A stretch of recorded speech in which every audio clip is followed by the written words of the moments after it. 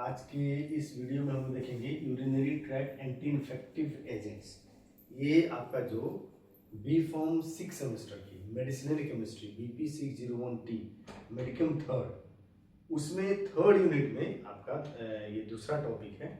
Third unit का दूसरा chapter है ये। पहले चैप्टर में आपका एंटी ट्यूबरकुलर एजेंट्स था, तो उसको मैंने आपको डाल रखा है। ये आपका दूसरा है anti UTI anti infective agents, मतलब यूरिनरी ट्रैक्ट में इन्फेक्शन जब होती है उस केस में जब आपका कोई भी हम एंटी इन्फेक्टिव एजेंट्स यूज करते हैं तो उसके बारे में डिटेल आपका है। ठीक है, तो स्टार्ट करते हैं। तो नाम से ही है urinary tract anti infective agents, तो वो एजेंट्स, वो एंटी इन्फेक्शन आपके एंटी इन्फेक्टिव एजेंट्स या वो कंपाउंड जो यूरिनरी ट्रैक्ट में इन्फेक्शन हो जाए तो उसको रोग आपका प्रोफाइल प्रिवेंशन के लिए एंड आपका ट्रीटमेंट दोनों के लिए, प्रिवेंशन एंड ट्रीटमेंट दोनों के लिए हम यूज करते हैं। तो वैसे ही एजेंट्स को, वैसे ही डिजीज को बोलते हैं हम, सॉरी ड्रग को बोलते हैं urinary tract anti infective agents. नाम से ही यूरिनरी ट्रैक्ट में इन्फेक्शन हो जाए तो उसको ठीक करने के लिए, उसको रोकथाम के लिए, उसको रोकने के लिए जो भी हम कंपाउंड, जो भी एजेंट्स हम यूज करते हैं उन्हीं को बोली जाती है urinary tract anti infective agents. आप ड्रग हम आपको स्टार्ट करें इसके पहले थोड़ा सा एक शॉर्ट ब्रीफ में देख लेते हैं कि यूटीआई होता है क्या। मतलब यूरिनरी ट्रैक्ट इन्फेक्शन को शॉर्ट फॉर्म में बुलाता है यूटीआई बुलाता है।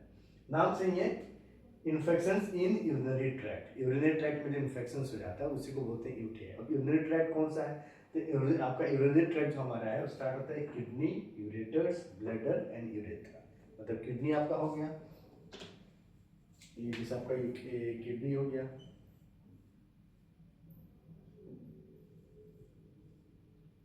किडनी, देन यहाँ आपका ब्लैडर हो गया यहाँ या, एंड देन आपका यूरेथ्रा। तो किडनी, यूरेटर, आपका ब्लैडर और यूरेथ्रा, ये चार मिलकर तब आपको बनाते हैं आपका यूरिनरी सिस्टम्स। तो इन चारों में से किसी एक में भी इन्फेक्शंस होती हैं तो उसी को बोली जाती है यूरिनरी ट्रैक्ट इन्फेक्शंस। ये जो होते हैं यूटीआई होते हैं जिनके पॉजिटिव एजेंट होते हैं, मोस्टली जो कॉज करते होते हैं ग्राम नेगेटिव बैक्टीरिया होती है। आपने पढ़ा होगा बैक्टीरिया में दो तरह के, ग्राम positive, gram negative, depending on the staining. आपके बी फॉर्म थर्ड सेमेस्टर के माइक्रोबायोलॉजी में स्टेनिंग टेक्निक के बेसिस पर बैक्टीरिया को दो क्लास में क्लासिफाई किया जाता है, gram negative and gram positive. ये जो होते हैं ग्राम नेगेटिव बैक्टीरिया के कारण आपके यूटीआई होते हैं। और कौन से ऐसे बैक्टीरिया, उनका नाम क्या है? तो ई कोलाई सबसे ज्यादा 80 to 90% जो केसेस यूटीआई के होते हैं that occurs due to the आपका ई कोलाई। देन आपका Klebsiella, Citrobacter and Proteus mirabilis, ये चार मेन आपके ऐसे बैक्टीरिया हैं जो यूटीआई के लिए रिस्पॉन्सिबल है। उसमें भी ई कोलाई 80 to 90% के लिए ये आपका कॉज करता है यूटीआई इन्फेक्शन। ठीक, स्टार्ट कब होते हैं यूटीआई?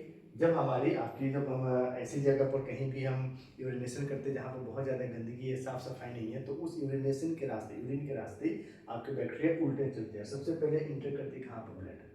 ब्लैडर में इंटर करने के बाद वहाँ पर क्या करते हैं? स्टे करते हैं, क्योंकि यूरिन उसके अंदर, तो वहाँ पर स्टे करेगा, वहाँ पर डेवलप करेगा, आपका वहाँ पर ग्रो करेगा, मल्टीप्लाई करेगा। ग्रो मल्टीप्लाई करने के बाद सबसे पहला जो इन्फेक्शन आपको कॉज करेगा इसी ब्लैडर में, और ब्लैडर में फिर आपका क्या होगा?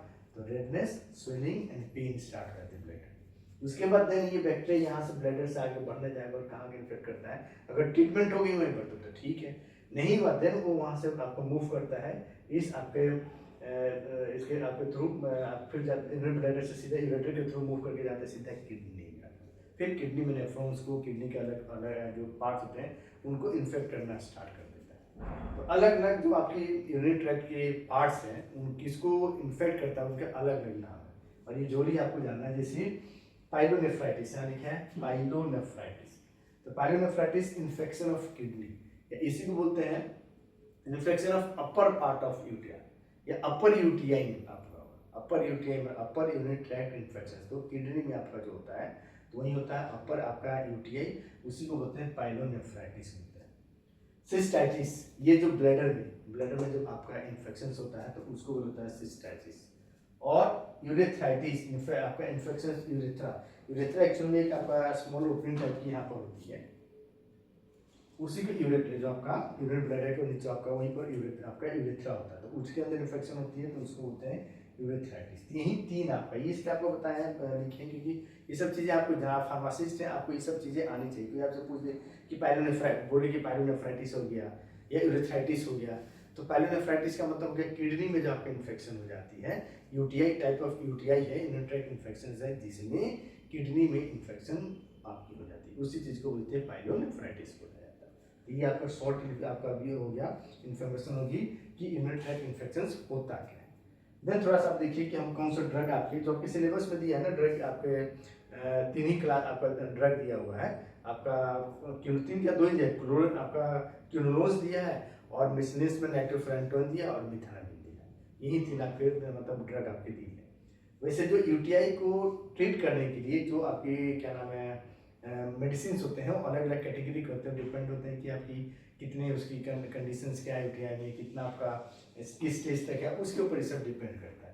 तो ये जो यूज आपने एक यहाँ पर लिस्ट बना के दिया है कि कौन से ड्रग आपका यूज होते हैं टेक्निकल, क्योंकि 2 नंबर में पूछ देता है लिस्ट, नेम द या right the list of the drugs used in UTI, आपका यूरिनरी ट्रैक्ट इन्फेक्शंस में कौन कौन से ड्रग यूज होते हैं उनकी एक लिस्ट दीजिए। तो वही मैंने यहाँ लिखा है सल्फोनामाइड, कोट्राइमोक्साजोल, सबसे ट्राइमेथोप्रिन और सल्फामेथोक्साजोल, इसका कॉम्बिनेशन होता है तो उसको यूज किया जाता है सल्फोनामाइड्स में। क्यूनोलोज, सिप्रोफ्लॉक्सासिन, नॉरफ्लॉक्सासिन, नैलिटिक एक्सिस, ये सब इस ओफ्लॉक्सासिन, ये सब आते हैं क्यूनोलोज के अंदर। पेनिसिलिन, एम्पिसिलिन, एमोक्सिसिलिन, पाइपरासिलिन, ये इसके अंदर आते हैं पेनिसिलिन के अंदर। सिफेरस्पोरिन, सिफालेक्सिन यूज होता है। एमाइलोग्लाइकोसाइड्स में जेंटामाइसिन यूज किया जाता है। नाइट्रोफ्यूरान, ये नाइट्रोफेरेंटोन या फिराजोलिडीन, ये यूज की जाती है। देन यूरिनरी एंटीसेप्टिक्स, मिथनामिन है, उसको यूज किया जाता है। और यूरिनरी एनाल्जेसिक्स, फिनाजोपायरिडीन, ये आपका जब आपका पेन होता है ना तो उस केस में दी जाती है। ये 8 लिस्ट ऑफ ड्रग है जो यूटीआई के इन्फेक्शन पे दी जाती है। आपके जो सिलेबस हमारे सिलेबस में दिया है जो आपको पढ़ना है, वो एक ये पढ़ना है क्यूनोलोज के बारे में पढ़ना है आपको, और आपका दूसरा नाइट्रोफेरेंटोन के बारे में पढ़ना है, एंड यूरिनरी एंटीसेप्टिक जो मिथनामिन है, यही 3 के बारे में आपको पढ़ना है। तो एक एक करके हम स्टार्ट करेंगे। सबसे पहले देखेंगे क्यूनोलोज के बारे में देखते हैं। अब देखेंगे जो आपके सिलेबस में है क्यूनोलोज, स्टार्ट करते हैं। इस आपके सिलेबस में क्यूनोलोज के बारे में पढ़ना है, और उसके बाद आपकी नाइट्रोफिनॉन होता है जो नाइट्रोफेरेंटोन, फिराजोलिडीन और मिथानामिन, ये 3 आपके 2 कैटेगरी के ड्रग को पढ़ना है। तो स्टार्ट करता हूँ क्यूनोलोज। क्यूनोलोज पहले आपका जो होता है ये सिंथेटिक एंटीमाइक्रोबियल एजेंट्स है, मतलब लैब में बनाया गया, कहीं भी प्लांट से, एनिमल से, कोई भी इस समय पहली बार इसको आपको ऑब्टेन नहीं किया था, डायरेक्टली इसको लैब में बनाया गया था।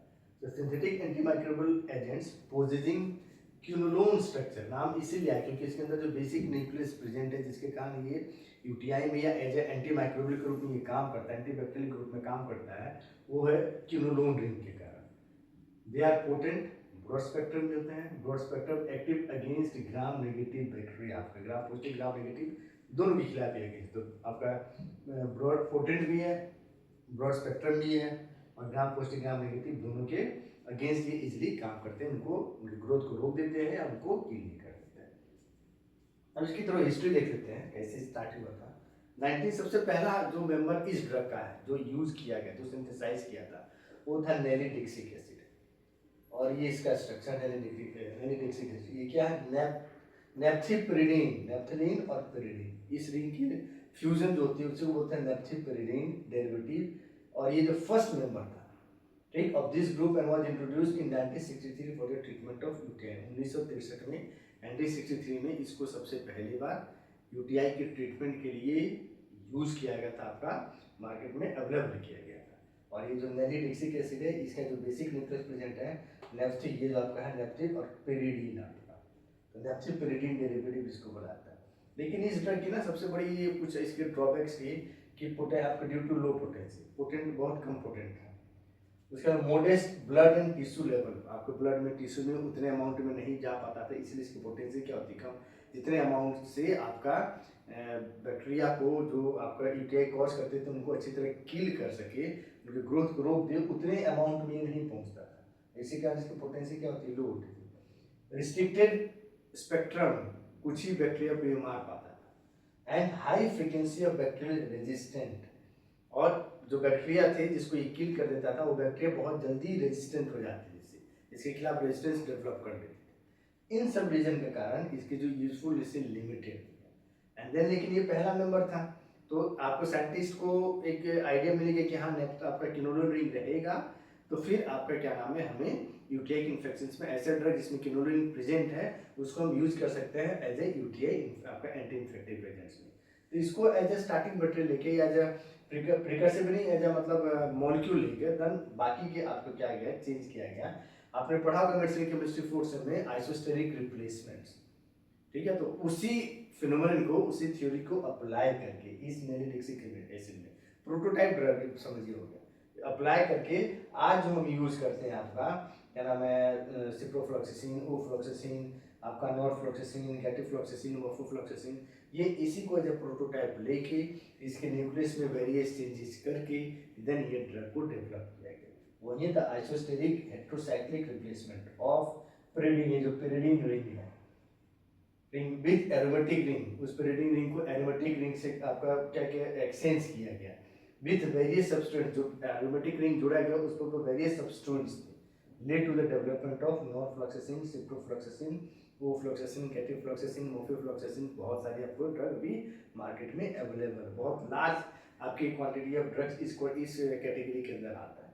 यही इसकी हिस्ट्री है। तो सबसे पहला ड्रग जो किनोलोन्स करता है पूछ सकता है तो थे नेलिडिक्सिक एसिड, 1963 में इसको आपको क्या नाम है मार्केट में अवेलेबल हुआ for the treatment of urinary tract infections के लिए।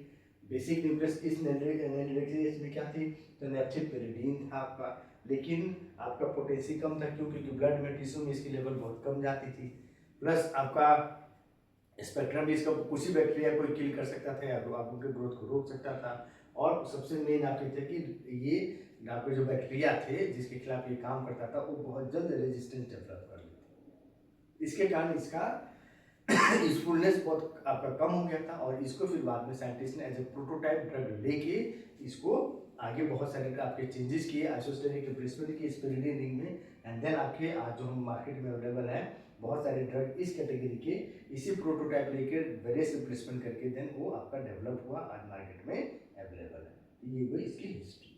देन ये क्लासिफिकेशन बेस्ड ऑन स्पेक्ट्रम, ये 4 क्लास में अभी आज के टाइम में जितनी ड्रग अवेलेबल है तो उनके स्पेक्ट्रम के बेसिस पर ये 4 क्लास में first, second, third and fourth generation. First generation है नैनो स्पेक्ट्रम। तो नैनो स्पेक्ट्रम में तो इसका एक्टिविटी क्या है, लिमिटेड है, यूज भी लिमिटेड है। किसके खिलाफ, तो ग्राम नेगेटिव इंट्रोबैक्टीरिया, बस इसी बैक्टीरिया के खिलाफ ये एक्टिव है, बाकी किसी भी बैक्टीरिया के खिलाफ ये एक्टिव नहीं है। तो नैनो स्पेक्ट्रम ये हो गया फर्स्ट जनरेशन। एग्जांपल मिस करता है नेलिडिक्सिक एसिड, सिनॉक्सासिन, ये दो ड्रग आते हैं फर्स्ट जनरेशन। सेकेंड जनरेशन इसको फ्लोरोक्विनोलोन्स कहते हैं, क्योंकि आपका ये सेकेंड जनरेशन इसको फ्लोरोक्विनोलोन्स भी बुलाते हैं, क्योंकि जब आपका फर्स्ट जनरेशन में नेलिडिक्सिक एसिड बहुत ज़्यादा आपका इसके स्पेक्ट्रम बहुत ज़्यादा इसके यूज आपका लिमिटेड हो गया था, तो जो पेरिडीन रिंग है इस पेरिडीन रिंग को बहुत ज़्यादा चेंज किया गया। उसी चेंज में जब आइसोस्टेरिक रिप्लेसमेंट किया गया तो उसमें एक फ्लोरीन जब जोड़ा गया था आपका 6 पोजीशन पर, 1 2 3 4 5 6 इस पोजीशन पर जब फ्लोरीन जोड़ा गया तो उसके बाद जो कंपाउंड मिला उसी को बोला गया फ्लोरोक्विनोलोन्स। ये रिंग क्विनोलोन रिंग में कोई चेंज नहीं किया गया, चेंज करके ये जो पेरिडीन रिंग है ना इसको चेंज किया गया, इसको चेंज करके तब आपके second, third and fourth generation मिला। तो उसे आपके चेंजिंग में आपके बहुत सारे रिप्लेसमेंट करके आपका जब चेक किया जा रहा था तो उसमें देखा कि 6 पोजीशन पर फ्लोरीन ग्रुप जो आपको जोड़ा गया तो उसकी एक्टिविटी बहुत ज़्यादा बढ़ गई और बाकी जो स्पेक्ट्रम भी बढ़ गया, एक्टिविटी बढ़ गई, साइड इफेक्ट भी आपके घट गए, सब कुछ आपका सही जैसा ड्रग है कि आपका आइडियल ड्रग का आपका जो होना चाहिए वो चीज़ आप मिल गया था उसमें। तो सिंस फ्लोरीन इस ग्रुप में आ गया था इसलिए इसका नाम दे दिया था फ्लोरोक्विनोलो, आपका क्विनोलोन्स दिया गया था। एक्टिविटी इसका एक्टिविटी एक्सपेंडेड, इसका क्या है एक्टिविटी एक्सपेंडेड हो गया। ग्राम नेगेटिव जहाँ पर ये सिर्फ इंटरोबैक्टीरियसिस था उसके साथ साथ सीडोमोनास ओरिजिनस के खिलाफ भी ये क्या हो गया एक्टिव आपका। ये द सेकेंड जनरेशन एग्जांपल है सिप्रोफ्लॉक्सासिन, ओफ्लॉक्सासिन, नॉरफ्लॉक्सासिन जो अभी भी बहुत ज़्यादा यूज होती है। तीसरी कैटेगरी है थर्ड जनरेशन, इसको रेस्पिरेटरी क्विनोलोन्स भी बोला जाता है क्योंकि इस कैटेगरी के अंदर जो क्विनोलोन्स आते हैं वो मोस्टली रेस्पिरेटरी ट्रैक से जो आपका इन्फेक्शन होता है उसको ट्रीटमेंट करने के लिए इसको यूज किया जाता है। इसकी active against gram positive Streptococcus pneumonia, इसीलिए आपकी जो निमोनिया जो कॉज होती है। एटिपिकल पैथोजेंस ग्राम नेगेटिव के साथ साथ ग्राम पॉजिटिव में जो स्ट्रेप्टोकोकस निमोनिया और कुछ एटिपिकल पैथोजेंस इनके खिलाफ भी ये थर्ड जनरेशन बहुत इजीली काम करता है, बहुत अच्छा इनका एक्टिविटी। एग्जांपल है लिवोफ्लॉक्सासिन, स्पारफ्लॉक्सासिन, वेलोफ्लॉक्सासिन, ये इसके अंदर आते हैं। तो ये रेस्पिरेटरी क्विनोलोन्स, ये एक क्वेश्चन यहाँ से पूछ जाता है which quinolones which generation of the quinolone is known as आपका रेस्पिरेटरी क्विनोलोन, आपका ऑप्शन में दे देगा first, second, third and fourth. तो थर्ड जनरेशन क्विनोलोन्स को ही रेस्पिरेटरी क्विनोलोन्स बोली जाती है। एंड देन फोर्थ जनरेशन ये ब्रॉड स्पेक्ट्रम या एनारोबिक एक्टिविटी की होती है। प्रोडक्ट्स का क्या मतलब ग्राम पॉजिटिव, ग्राम नेगेटिव। उसके अलावा जो एनएरोबिक बैक्टीरियाज होते हैं उनके खिलाफ ये बहुत इजीली काम करते हैं, उनको भी उनकी ग्रोथ को रोक देते हैं, उनको भी आपको क्या करते हैं, किल करते हैं। एग्जाम्पल में मॉक्सीफ्लोक्सासिन, जिमिफ्लोक्सासिन, फिनाफ्लोक्सासिन, ये कुछ एग्जाम्पल्स हैं आपके 4th जनरेशन जो आपका ड्रग है। तो ये आपके क्लासिफिकेशन है 1st, 2nd, 3rd and 4th class, आपके 4 कैटेगरी में होती है। ये आपका हिस्ट्री। अब हम देखेंगे किनोलोन्स की केमिस्ट्री एंड सार और उसका मोड ऑफ एक्शन। देखेंगे केमिस्ट्री एंड सार। केमिस्ट्री एंड सार दोनों को साथ में पढ़ना चाहिए। क्यों? क्योंकि दोनों कोरिलेटेड है। केमिस्ट्री में क्या होता है, कोई भी ड्रग है, अगर केमिस्ट्री किसी भी ड्रग का, किसी भी आपका केमिकल क्लास, आपको कोई भी ड्रग का केमिकल क्लास का अगर पूछता है केमिस्ट्री, तो आपको कुछ नहीं लिखना, सिर्फ उसमें बेसिक न्यूक्लियस कौन सा प्रेजेंट है, जिसके कारण उसकी एक्टिविटी है, कौन कौन से ग्रुप हैं और किस पोजीशन पर प्रेजेंट है, ये हमें लिखना होता है केमिस्ट्री में। और सार में क्या लिखना रहता है कि स्ट्रक्चर एक्टिविटी रिलेशनशिप, मतलब ये स्ट्रक्चर रहेगा तो एक्टिविटी रहेगी, ये स्ट्रक्चर में चेंज करेंगे तो एक्टिविटी या तो डिक्रीज हो जाएगा या एक्टिविटी उसकी बढ़ जाएगी।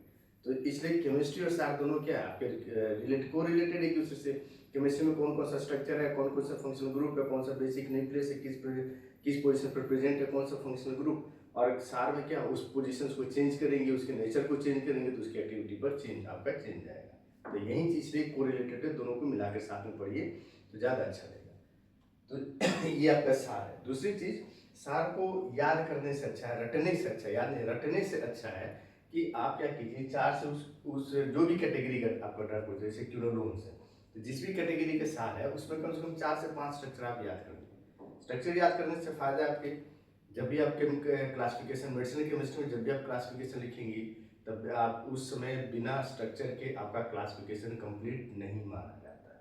उसमें कम से कम ज़्यादा नहीं, कम से कम हर एक क्लास से एक एक दो अगर आप स्ट्रक्चर, आप एग्जाम्पल लिख दिए कि दोनों जैसे में लेकर फर्स्ट आपका फर्स्ट जनरेशन नेलिडिक्स लिखा, इसी सेकेंड जनरेशन आपका सेफलोस्पोरिन से करके आपने लिख दिया, लेकिन स्ट्रक्चर नहीं बनाया। 5 नंबर का क्वेश्चन है और एक ने स्ट्रक्चर बनाया और एक ने स्ट्रक्चर नहीं बनाया, तो जो स्ट्रक्चर नहीं बनाएगा उसको 2.5-3 मिलेगा, उससे ज़्यादा नहीं मिलेगा, लेकिन जो स्ट्रक्चर बनाया उसको 4-4.5 मिलने के पूरे चांसेस रहते हैं। तो ये डिफरेंस आपका होता है स्ट्रक्चर से।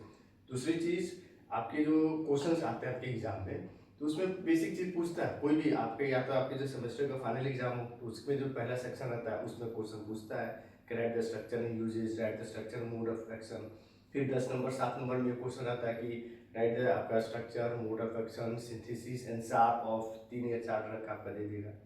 कॉम्पिटिटिव एग्जाम में देने, जब आप कॉम्पिटिटिव एग्जाम देंगे, फार्मासिस्ट एंट्रेंस का एग्जाम देंगे या कोई भी दूसरा एग्जाम देंगे, तो उसमें सीधा पूछता है the basic nucleus present in आपका क्या नाम, कोई भी कंपाउंड का, कोई भी ड्रग का दे देगा।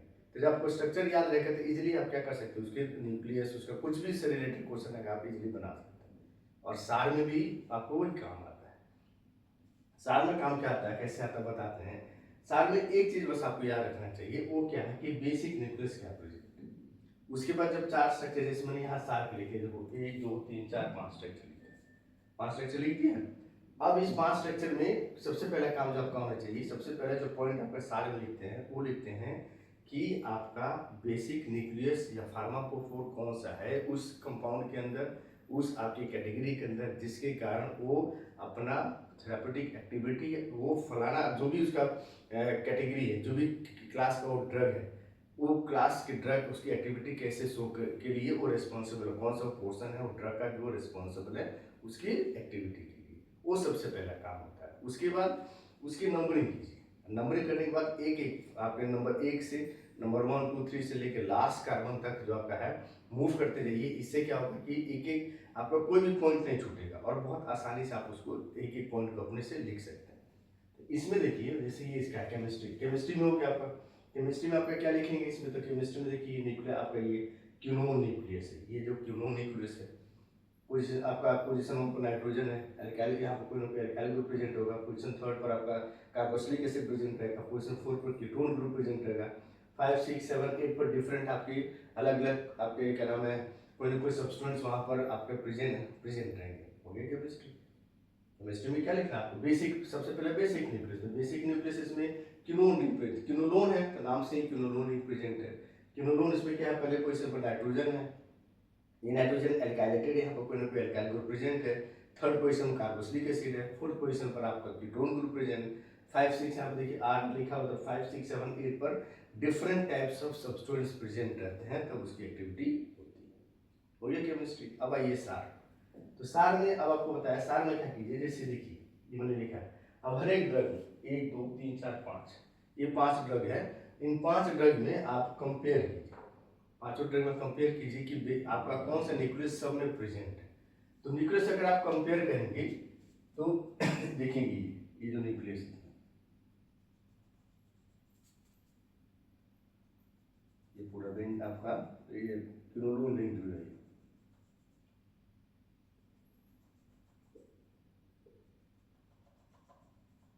ये रिंग सब में देखिए सब में प्रेजेंट है। ये जो रिंग प्रेजेंट है, ये रिंग आपका प्रेजेंट है, ये रिंग आपका रिंग आपका है, क्विनोलिन है आपका, मतलब रिंग का आपका जो ऑक्सीडेशन करता है उसमें ऑक्सीजन जोड़ते हैं सीवेज है, तो ये पूरा ये सब में ये प्रेजेंट है। इसका मतलब क्योंकि दूसरा वाला इसमें देखिए नाइट्रोजन है, यहाँ भी नाइट्रोजन है, मतलब पेरिडीन पेरिडीन, यहाँ क्या है बेंजीन रिंग है, यहाँ क्या है बेंजीन रिंग है, यहाँ भी क्या है बेंजीन रिंग है। तो क्या कह सकते हैं, quinoline ring with substituted aromatic ring, उसके साथ आपका कोई ना कोई अटैच सब्स्टिट्यूट अटैच्ड या fuse, quinoline ring fuse with another aromatic ring, आपका क्या इसका बेसिक न्यूक्लियस है। मैंने यहाँ पर क्या लिखा है, N1 substituted 1,4 dihydro 4 oxopyridine 3 carboxylic acid, मतलब मैंने यही लिखा है ये सब। तो N पर N1 नाइट्रोजन 1 क्या आपका, ये साइक्लोप्रोपाइल, ये भी साइक्लोप्रोपाइल, ये भी साइक्लोप्रोपाइल, C2H5 इथाइल, ये C2H5 एल्काइल ग्रुप। तो N1 पर क्या है, when N1 सब्स्टिट्यूटेड 1,4 डाइहाइड्रो, उसके बाद 4 ऑक्सो, 4 पर क्या है ऑक्सो, N3 पर क्या है कार्बोक्सिलिक एसिड, यही इसकी बेसिक न्यूक्लियस प्रेजेंट। ठीक है, हो गया पहला पॉइंट, द बेसिक न्यूक्लियस या the pharmacophore present in quinolones is N1 substituted 1,4 dihydro 4 oxopyridine 3 carboxylic acid. Complete हो गया पहला पॉइंट। उसके बाद अब एक एक पोजीशन से बढ़ते चलिए, पहले पोजीशन से। पहले पोजीशन में देखिए सब में C2H5 C2H5 cyclopropyl cyclopropyl cyclopropyl. इसका मतलब फर्स्ट पोजीशन पर जो नाइट्रोजन है वो नाइट्रोजन सब्स्टिट्यूटेड होना चाहिए, इससे एल्काइल ग्रुप से। और मैक्सिमम एक्टिविटी कब मिलती है, जब या तो इथाइल या साइक्लोप्रोपाइल ऐसे ग्रुप प्रेजेंट रहते हैं, मीन्स इथाइल आपका प्रोपाइल या साइक्लोप्रोपाइल जब ग्रुप रहेंगे पोजीशन 1 पर, तो आपका एक्टिविटी बहुत अच्छा रहेगा, विल हैव मोर एक्टिविटी। यहाँ देखिए मतलब ऐसे कंपाउंड जिसमें आपका क्या नाम है सब्स्टिट्यूशन नहीं है, और ऐसे कंपाउंड जिसमें सब्स्टिट्यूशन रहेगा N1 पोजीशन पर, तो जो जिसमें सब्स्टिट्यूशन रहेगा उसकी एक्टिविटी ज़्यादा है। दूसरा पॉइंट हो गया आपका, ठीक है, ये हो गया। अब आइए दूसरे पोजीशन पर। दूसरे पोजीशन पर कहीं कुछ है देखेंगे, कहीं कोई नहीं है। तो सेकंड पोजीशन क्या होना चाहिए, अनसब्स्टिट्यूटेड होना चाहिए। सेकंड पोजीशन पर कोई भी ग्रुप आपका प्रेजेंट नहीं होना चाहिए। प्रेजेंट रहेगा तो एक्टिविटी क्या हो जाएगा, आपका एक्टिविटी वहीं पर डिक्रीज हो जाएगी। ठीक है, ये दूसरा आपका सेकंड पोजीशन। सब में देखेंगे आपका सेकंड को आपका, और ये बॉन्ड, ये जो बॉन्ड आपका है बॉन्ड ऐसे। तो अब देखिए सब में ये second position third position, second third second third second third second third second third, सारे सेकंड थर्ड में क्या है आपका डबल बॉन्ड प्रेजेंट है। इसका मतलब आपका अनसैचुरेटेड सेकंड थर्ड के पोजीशन में डबल बॉन्ड होना जरूरी है। इस डबल बॉन्ड को आप रिमूव करेंगे, मतलब सैचुरेशन आपका रिडक्शन करेंगे, आप डबल बॉन्ड हटाएंगे तो एक्टिविटी वहीं पर क्या हो जाएगी, डिक्रीज हो जाएगी। सब में डबल बॉन्ड, यहाँ भी है यहाँ भी है, सब में डबल बॉन्ड। पोजीशन सेकंड और पोजीशन थर्ड में क्या सब में डबल बॉन्ड प्रेजेंट है। The presence of double bond between position C2 and C3 is necessary for the activity. Removal means reduction of this double bond will leads to reduction या decrease in activity of the drug. हो गया next point. Then आइए तीसरे position पर सब में क्या है, carboxylic acid. The presence of carboxylic acid at third position is necessary या optimal for the activity. Third position पर CH ग्रुप होना चाहिए, कार्बोक्सिलिक ग्रुप होना चाहिए। कार्बोक्सिलिक ग्रुप नहीं रहेगा तो एक्टिविटी आपकी नहीं रहेगी, वहीं पर आपका हट जाएगा। आप उसको एसोसिएटेड रिप्लेसमेंट भी नहीं करेंगे, रिप्लेसमेंट भी अगर करते हैं तब भी एक्टिविटी क्या होती है, आपकी एक्टिविटी डिक्रीज हो जाती है। नेक्स्ट पोजीशन नेक्स्ट पॉइंट हो गया। देन फोर्थ पोजीशन पर क्या सब में कीटोन ग्रुप ये प्रेजेंट है, ऑक्सो ग्रुप प्रेजेंट है। The presence of oxo group at fourth position is also necessary, important for its antibacterial activity. Removal of this oxo group will lead to its decrease in activity. सब में तो इसका मतलब आपका रहेगा, नहीं है, तो अगर एक में भी नहीं रहता तो नेसेसरी नहीं होता, लेकिन सब में इसका मतलब इसका प्रेजेंस एक्टिविटी के लिए नेसेसरी है। अगर हटाएंगे तो एक्टिविटी उस पर क्या हो जाएगी, डिक्रीज हो जाएगी। देन अब आ जाएगी पोजीशन इसमें 5। पोजीशन 5 में देखेंगे सिर्फ स्पार्क जो स्पार्क फ्लोक्सेसिन है सिर्फ इसी में फिफ्थ पोजीशन पर प्रेजेंट है और किसी में प्रेजेंट नहीं है। तो इंट्रोडक्शन ऑफ स्पार्क फ्लोक्सेसिन किस कैटेगरी में आता है, थर्ड में। आपको याद होगा जो थर्ड जनरेशन आपको मैं बताया था, इसमें ग्राम आपका ग्राम नेगेटिव के साथ साथ ग्राम पॉजिटिव, जिसको हमने थर्ड कैटेगरी को बोला गया था, थर्ड जनरेशन को बोला था रेस्पिरेटरी आपका क्यूनोस बोला गया था, जो निमोनिया के खिलाफ भी आपका काम कर रहा था। ये पोजीशन, ये पॉइंट यहाँ पर आ जाएगा कि introduction of NH2 group, introduction group like NH2 at position of 5 will lead to its increase in activity towards gram positive bacteria। Gram positive bacteria के खिलाफ इसकी एक्टिविटी क्या होती है, बढ़ जाती है। जब ग्रुप लाइक NH2 क्या होता है, आपका पोलर ग्रुप होता है, तो NH2 OH SS SH ऐसे ग्रुप का अगर फिफ्थ पोजीशन पर इंट्रोडक्शन करेंगे तो उसकी ग्राम पॉजिटिव के खिलाफ एक्टिविटी बढ़ जाती है, क्योंकि तो ग्राम नेगेटिव के खिलाफ है, ग्राम पॉजिटिव के खिलाफ उतना नहीं चाहते, इससे जोड़ने से ग्राम पॉजिटिव के खिलाफ एक्टिविटीज की बढ़ जाती है। तो ये पांचों पोजीशन का होगा। देन छठे पोजीशन पर देखिए, यहाँ कुछ नहीं है, यहाँ फ्लोरीन है, फ्लोरीन है, फ्लोरीन है, फ्लोरीन, सब में फ्लोरीन है। तो इसका मतलब छठे पोजीशन पर इंट्रोडक्शन ऑफ फ्लोरीन, जो ये छठे पोजीशन फ्लोरीन है ना, इसी के कारण इसका एक और नाम आ गया, फ्लोरोक्विनोलोन्स आ गया नाम इसको बोला जाता है। बहुत सारे बुक में, टेक्स्ट बुक में देखेंगे फ्लोरोक्विनोलोन्स भी लिखी जाती है। तो फ्लोरोक्विनोलोन्स इसलिए की जाती है क्योंकि छठे पोजीशन पर फ्लोरीन ग्रुप का इंट्रोडक्शन किया गया। तो फ्लोरीन ग्रुप का इंट्रोडक्शन करने से इसकी अगेन एक्टिविटी क्या होगा, ब्रॉड स्पेक्ट्रम आपकी एक्टिविटी होगी। ये होगी एक्टिविटी आपकी बढ़ गई। देन पोजीशन 7 पर आइए, देखिए आप CH3 है, आपका पाइपरिडीन है, पाइपरिडीन है, पाइपरिडीन है, ये पाइपरिडीन अलग ग्रुप है। तो ये एल्काइल ग्रुप है, लेकिन ये क्या है, साइक्लिक ग्रुप है। तो heterocyclic, introduction of heterocyclic group at position 7 will lead to its increase in spectrum. Spectrum इसके बढ़ जाते हैं, मतलब ग्राम नेगेटिव के खिलाफ तो था ही, ग्राम नेगेटिव के साथ साथ ये ग्राम पॉजिटिव और साथ में अनुरूप उसके खिलाफ ये क्या होता है, आपका एक्टिव ज्यादा हो जाता है। तो ये आपका हो गया, जैसे प्रोफ्लोक्सेसिन है, ये जितने स्पार्फ्लोक्सेसिन है, ये मोफिफ्लोक्सेसिन है, ये पाइपरिडीन, ये सब आपका पाइपरिडीन आपका न्यूक्लियस होता है, हो गया आपका। देन आइए नेक्स्ट पोजीशन 8वें पर एक्स है, यहाँ पर क्या नाइट्रोजन है, नाइट्रोजन है। तो जो ये एक्स कार्बन भी रहे या नाइट्रोजन भी रहे, उससे कोई दिक्कत नहीं थी, एक्टिविटी पर आपको कोई असर ये नहीं डालता है। नाइट्रोजन रख भी सकते हैं, आपका नाइट्रोजन की जगह आप कार्बन भी रख सकते हैं।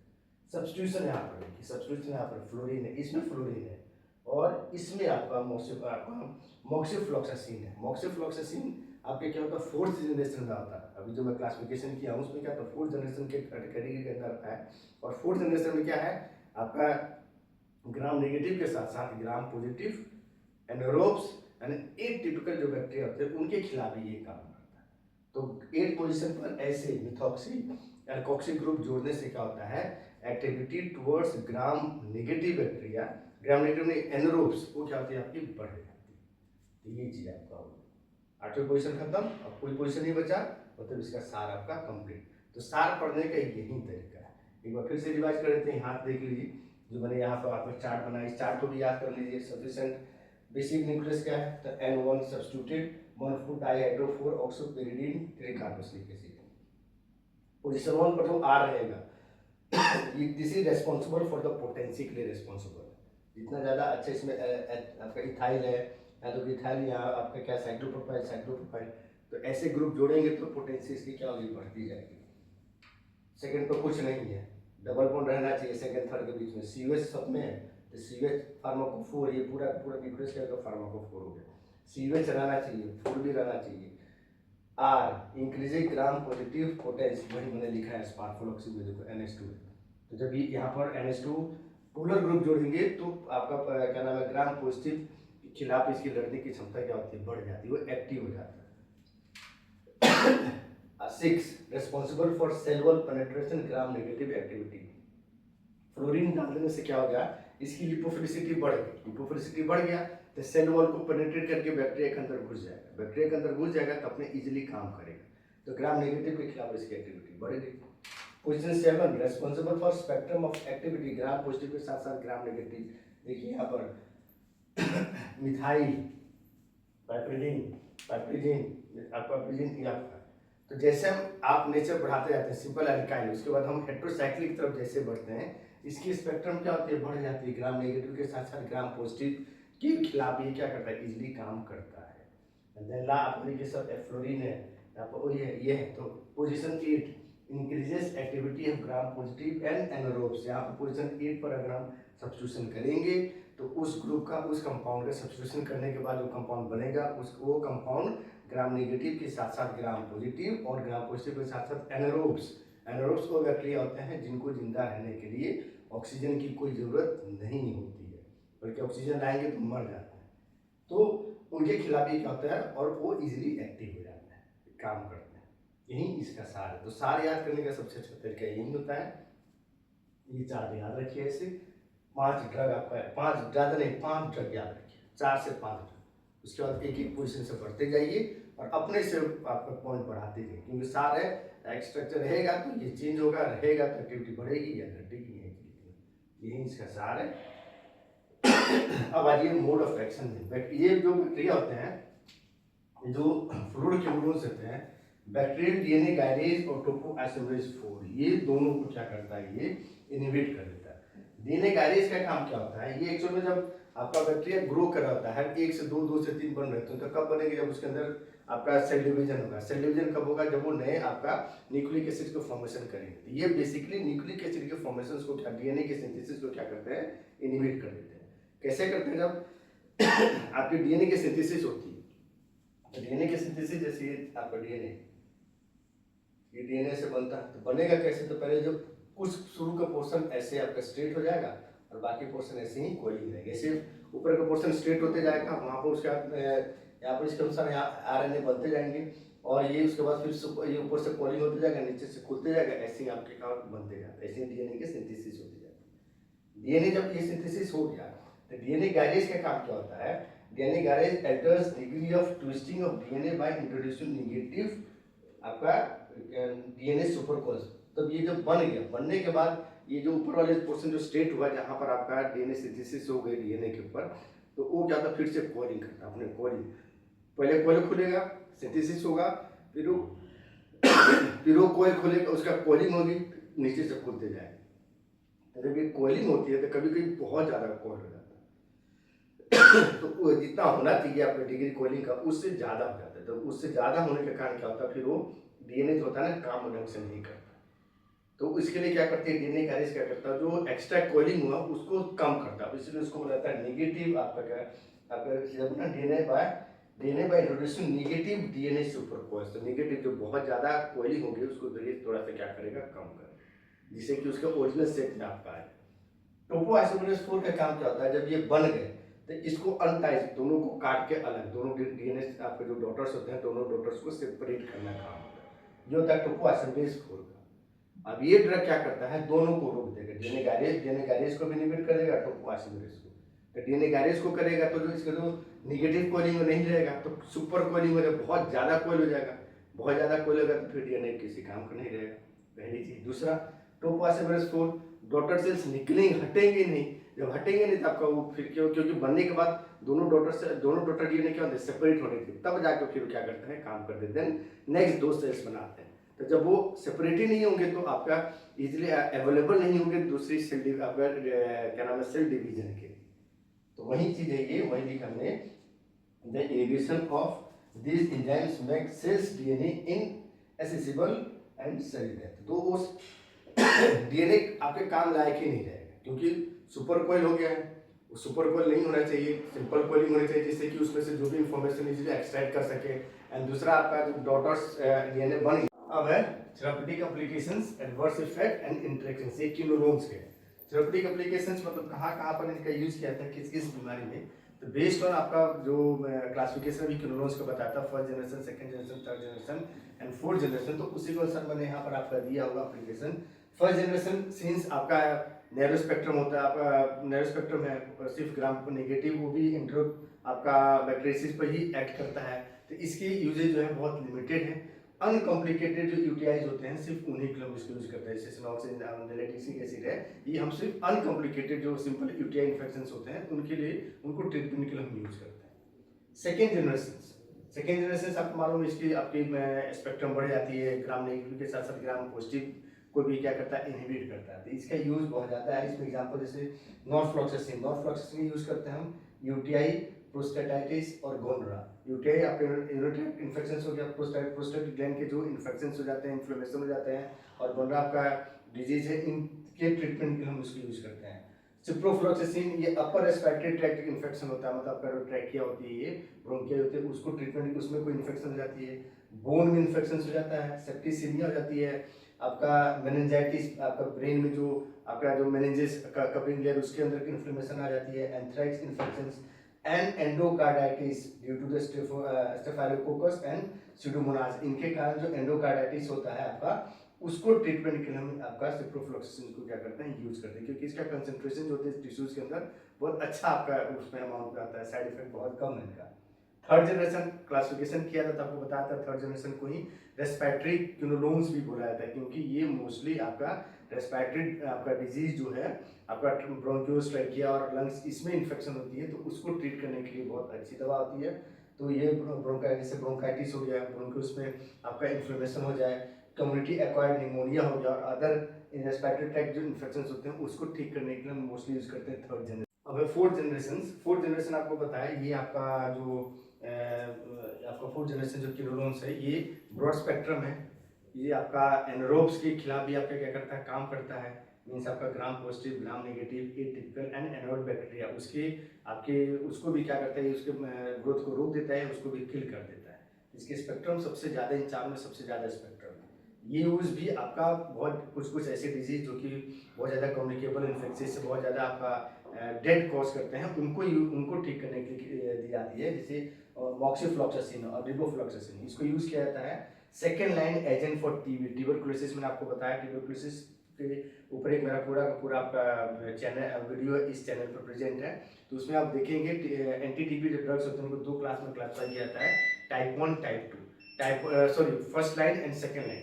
फर्स्ट लाइन में क्या होता है, फर्स्ट लाइन वो एजेंट्स होते हैं जो आपके पहली बार आपका जो होता है क्या नाम है, इन्फेक्शन होता है, उसको ठीक करने के लिए। और सेकेंड लाइन क्या होता है, सेकेंड लाइन जब आपका फर्स्ट लाइन ऐसे टीबी जिसमें फर्स्ट लाइन आपका जो ड्रग होते हैं वो आपके इफेक्टिव उतने नहीं होते हैं, बैक्टीरिया वो रेजिस्टेंट हो जाते हैं, या पेशेंट्स आपके क्या होते हैं वो टोलरेट नहीं करते फर्स्ट लाइन को, तब हम यूज करते हैं सेकेंड लाइन को। तो वही सेकेंड लाइन के रूप में यूज किया जाता है। उसके बाद लेवोफ्लॉक्सासिन को रेस्पिरेटरी ट्रैक्ट, जो आपका respiratory tract infections caused by legionella, आपका क्लैमाइडिया और माइकोप्लाज्मा, इनसे होते हैं, उसको ठीक करने के लिए करते हैं। उसके अलावा skin and skin structure infection जो होते हैं स्किन में आपका जो होता है, उसको ठीक करने के लिए acute sinusitis caused by streptococcus pneumonia H influenza, इनसे भी जो कॉज होती है उसको ठीक करने के लिए हम यूज करते हैं आपका फोर्थ जनरेशन को। ठीक है, जरा आइए एडवर्स इफेक्ट पर। एडवर्स इफेक्ट में क्या होता है आपका, जो ये चार मेन एडवर्स इफेक्ट है। गैस्ट्रो इंटेस्टाइन है, मतलब आपका जो गैस्ट्राइड आपका जो स्टोमक से गैस्ट्रो इंटेस्टाइन ट्रैक्ट है, जो आपका स्टोमक इंटेस्टाइन, उनके उसमें nausea, vomiting, bad taste and anorexia, ये चार आपका जीआई आपका साइड इफेक्ट्स है। स्किन में स्किन हाइपरसेंसिटिविटी होती है, उसमें रेसेस, प्रोराइटिस, फोटोसेंसिटिविटी, ये कॉज होता है। सीएनएस में भी होता है, dizziness, headache, anxiety, insomnia cause होती है। एंड आपका सबसे मेन इसमें जो एडवर्स इफेक्ट आपका मेन है वो है tendonitis and tendon rupture. Tendon में आपका इन्फ्लेमेशन हो जाता है और टेंडन रप्चर भी हो जाते हैं, ये सबसे मेन आपका क्या नाम है साइड इफेक्ट, एडवर्स इफेक्ट है ये क्विनोलोन्स का। इंटरेक्शंस, सिप्रोफ्लॉक्सासिन और अदर फ्लोरोक्विनोलोन्स को प्रेगनेंसी में नहीं जाती है, कॉन्ट्राइंडिकेटेड। उसके अलावा plasma concentration of theophylline, caffeine and warfarin is increased by ciprofloxacin. Ciprofloxacin क्या करता है, अगर सिप्रोफ्लॉक्सासिन का थियोफाइलिन, कैफीन या वारफेरिन देंगे तो इन तीनों के प्लाज्मा कंसंट्रेशन बढ़ा देता है। क्यों? क्योंकि ये ड्रग मेटाबोलाइजिंग जो ड्रग आपका एंजाइम है जो थियोफाइलिन, कैफीन और वारफेरिन को मेटाबोलाइज करते हैं, सिप्रोफ्लॉक्सासिन क्या करता है, उसको इनहिबिट कर देता है। इसके मेटाबॉलिज्म नहीं हो पाती है तो कंसंट्रेशन अपने आप बढ़ जाती है। उसके अलावा एंटासिड्स, आयरन सॉल्ट्स एंड सुक्रालोफेट, जब इसको आप फ्लोरोक्विनोलोन्स के साथ देंगे या क्विनोलोन्स के साथ देंगे तो ये क्या करते हैं, उसके एब्जॉर्प्शन को घटा देते हैं, तो इसके जो प्लाज्मा लेवल है, प्लाज्मा लेवल को वो क्या करेंगे, घटा देंगे। देन NH8 के साथ अगर हम देंगे, मतलब आपका ये फ्लोरोक्विनोलोन्स दिए, सिप्रोफ्लॉक्सासिन दिए और साथ में NH8 दिए, ये कहता है सिनस की टॉक्सिसिटी जो फ्लोरोक्विनोलोन्स कॉज करते हैं, मतलब जो डिजीनेस, हेडेक, एंजाइटी, इंसोम्निया, तो उसको क्या करता है, ये इंक्रीज कर देता है। ये इसके इंटरेक्शन है, कॉन्ट्राइंडिकेशन। अगर ड्रग आपका इसमें जो ड्रग है किनोलोन्स में जो आपके सिलेबस में दिया गया है सिप्रोफ्लोक्सासिन जिसका सिंथेसिस पढ़ना और 5-6 ड्रग है उसको भी देखेंगे। पहले जो लास्ट आपका सिलेबस में दिया गया है मिथेरामिन उसको देख लेते हैं। मिथेरामिन जो होता है ना ये करने से आपका बनता है मिथिन प्लस आपका फॉर्मेल्डिहाइड और अमोनिया का जो आपको रिएक्शन करते हैं, रिएक्शन करने के बाद आपका जो बनता है ड्रग वो है मिथेरामाइन बनता है। ठीक, इन एसिडिक जब इसको मोड अफेक्शन है जब इसको हम देते हैं आज इसको एडमिनिस्टर करते हैं तो बॉडी में जाने के बाद एसिडिक फेज में क्या होता है ये हाइड्रोलाइज होता है फॉर्मेल्डिहाइड और अमोनिया। उसके बाद ये फॉर्मेल्डिहाइड जो होता है is non specific antibacterial agent होता है that causes denaturation of DNA and protein. मतलब बैक्टीरियासाइडल होता है, बैक्टीरिया को किल करता है। कैसे?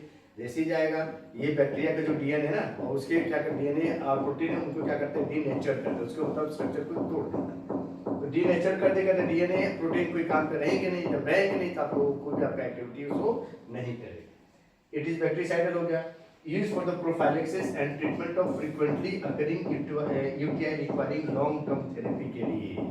यूटीआई के लिए किया जाता है आपका जो फ्रीक्वेंटली बार बार जो अकर होता है यूटीआई और लॉन्ग टर्म थेरेपी के लिए हम इसको यूज करते हैं मिथेरामिन को। अब हम देखते हैं इसमें फ्लोरोकिनोन्स को जो आपके ड्रग है सिप्रोफ्लोक्सासिन और कुछ ड्रग है। ये सिंथेसिस है किनोलोन्स में जो सिप्रोफ्लोक्सासिन आपका है बहुत सारे आपके इस सिलेबस में ड्रग दिए गए हैं उसमें से सिर्फ आपका सिप्रोफ्लोक्सासिन का सिंथेसिस पूछा जाता है और सिलेबस में दिया भी गया सिर्फ आपका क्या नाम है सिप्रोफ्लोक्सासिन का। तो ये आपका 2,4,6 ट्राइफ्लोरोबेंजोइक एसिड ये स्टार्टिंग मटेरियल है।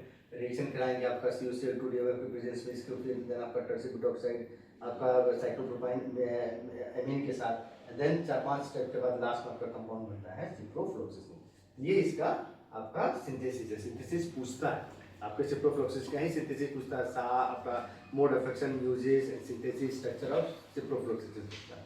ये हो गया किनोलोन्स का। अब एंटी आपका यूटीआई एंटी इन्फेक्टिव में एक और आपका सिलेबस में दिया गया नाइट्रोफ्यूरान जो फ्रैंटोइन फ्राइजोलिडीन दिया गया है। ये एक्चुअल में नाइट्रोफ्यूरान कैटेगरी के अंदर आती है। नाइट्रोफ्यूरान जो होता है ना ये नाइट्रोफ्यूरान ये देखिए ये फ्यूरान है, ये जो स्ट्रक्चर है ये आपका फ्यूरान स्ट्रक्चर है और साथ में ये क्या जुड़ गया नाइट्रो, ये फ्राइजोलिडीन का है। तो nitrofuran derivative of these are derivative of nitrofuran derivative आपका नाइट्रोफ्यूरान पांचवें आपका 1 2 3 4 5 फिफ्थ पोजीशन पर आपका आर ग्रुप जुड़ा हुआ है। तो these are derivative of nitrofuran. तो फ्राइजोलिडीन है और दूसरा आपका है नाइट्रोफ्रंटोन। ये दो ड्रग आपके इस कैटेगरी के अंदर दिया गया है। मोड ऑफ एक्शन होता क्या जैसे इसको एडमिनिस्टर्ड किया जाएगा हमारी बॉडी के अंदर जाएगा, बॉडी में जाने के बाद बैक्टीरिया के अंदर नाइट्रोरिडेटेज एंजाइम ये एंजाइम क्या करता है इसको एक्टिवेट करता है, तोड़ता है यहाँ पे और कन्वर्ट करता है हाईली रिएक्टिव इलेक्ट्रोफिलिक इंटरमीडिएट्स में।